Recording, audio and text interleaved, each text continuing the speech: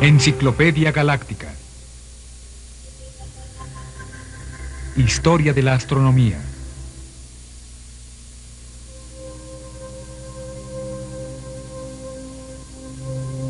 La ciencia de la astronomía surgió de una necesidad. La necesidad de los antiguos de medir el tiempo, de saber la fecha.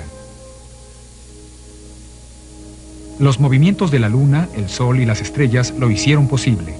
Se estableció un calendario según los ciclos de los cielos. Hoy en día, astronomía significa descubrimiento, la búsqueda para comprender la naturaleza de todo lo que existe, para entender el universo.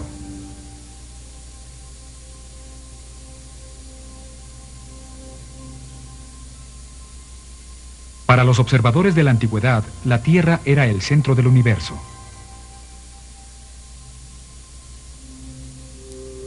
Los observadores de estrellas actuales saben lo insignificantes que somos en realidad. El camino para obtener ese autoconocimiento constituye la historia de la astronomía. Los observatorios son tan antiguos como las civilizaciones. Esta pirámide maya en México fue alineada de tal manera que registra al Sol en el equinoccio. Stonehenge en Inglaterra data del año 3000 a.C. Y esta gran tumba en Irlanda es incluso más antigua. Su construcción es tal que la luz del sol solo puede brillar en forma directa dentro de ella en el día más corto del invierno.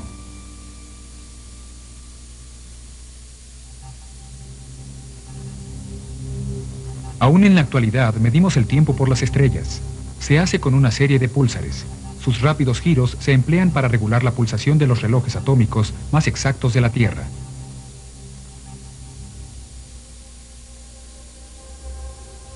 Hace más de 30.000 años, así se tomaba el tiempo por medio de la luna. Un notable registro grabado en hueso de reno. Día a día, parece mostrar las fases de la luna. Es un registro gráfico de ese calendario del cielo para el inteligente observador prehistórico.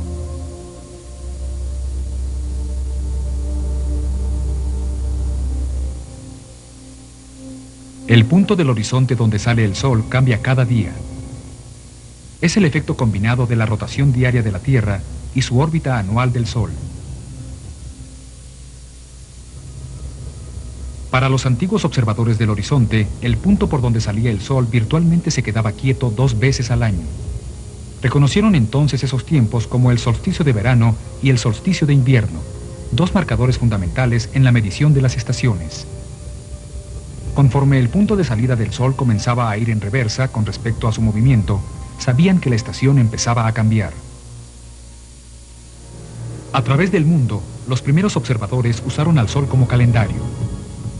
En esta cueva nativa en los Estados Unidos, una flecha de luz del Sol indicaba el solsticio de invierno al caer sobre una marca en el muro. Mucho más antiguo es este montículo sepulcral en Irlanda, un marcador de la edad de piedra del solsticio de invierno, construido de tal manera que el sol brillaba directamente dentro de él solamente una vez al año. Esto sucede alrededor del 21 de diciembre.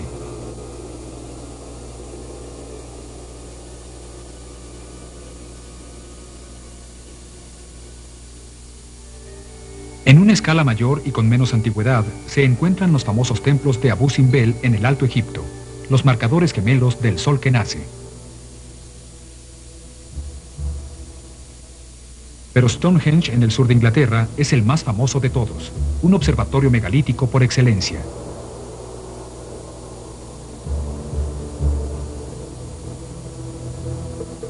Su alineación clave está aquí, desde el centro de los círculos de piedra a través de una piedra más allá y hasta la salida del sol del solsticio de verano. En un momento de asombro, este es el solsticio de verano en el corazón de una computadora astronómica que ha sido exacta durante 5.000 años.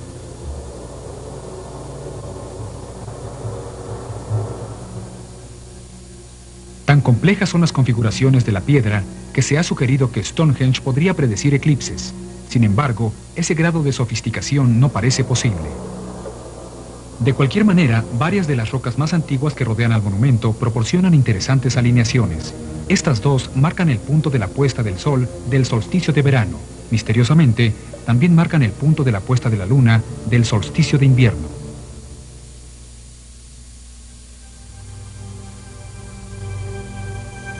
Para los antiguos, el Sol y la Luna eran fácilmente predecibles. Sin embargo, las estrellas errantes no lo eran. Esos cuerpos que nosotros conocemos hoy como planetas. Los planetas parecen errar porque, como la Tierra, están en órbita alrededor del Sol. No se mueven junto con las estrellas del fondo. Los griegos veían al universo como esto, una serie de esferas concéntricas de cristal, todas en movimiento alrededor de la Tierra. Dentro de cada esfera había un orbe, el Sol, la Luna y los 5 planetas conocidos en esos tiempos, esas estrellas errantes.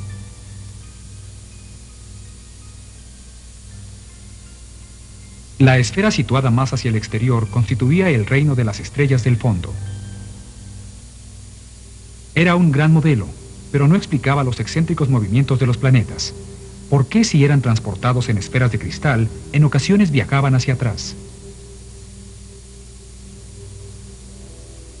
El astrónomo griego Ptolomeo tenía una respuesta. Trabajaba en Alejandría en el siglo II y creía firmemente que los planetas giraban en órbita alrededor de la Tierra. Explicaba los viajes errantes con la idea de los epiciclos, es decir, pequeños círculos descritos por los planetas alrededor de sus caminos orbitales principales. Era una noción un poco burda, pero se adaptaba a las observaciones.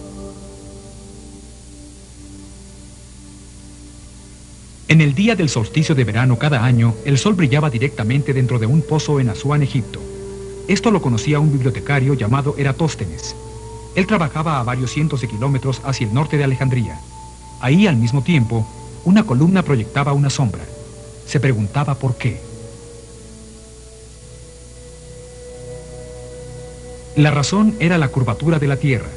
Cuando la luz del sol caía verticalmente sobre el pozo en Asuán, se encontraba en ángulo en Alejandría. Los cálculos geométricos al respecto dieron a Eratóstenes la circunferencia de la Tierra. Él había notado que el sol no daba la vertical en Alejandría por una 50ª parte de un círculo. Así que al multiplicar por 50 la distancia entre Alejandría y Asuán, Eratóstenes obtuvo la circunferencia del globo. Se encontraba a unos pocos puntos porcentuales de la respuesta correcta. Era el año 200 a.C., 1700 años antes de que Colón partiera en su viaje. Las observaciones brillantemente exactas de Tycho Brahe y la teoría del Sol como centro del universo de Copérnico llevaron al descubrimiento del siglo XVII de Johannes Kepler de cómo los planetas giran en órbita alrededor del Sol. Los cálculos de Kepler ponían a la Tierra y los planetas en movimiento con órbitas ligeramente elípticas. La teoría de Ptolomeo, que había persistido por 1500 años, finalmente fue desaprobada. Y el trabajo de Kepler también podía aplicarse a los cometas y lunas.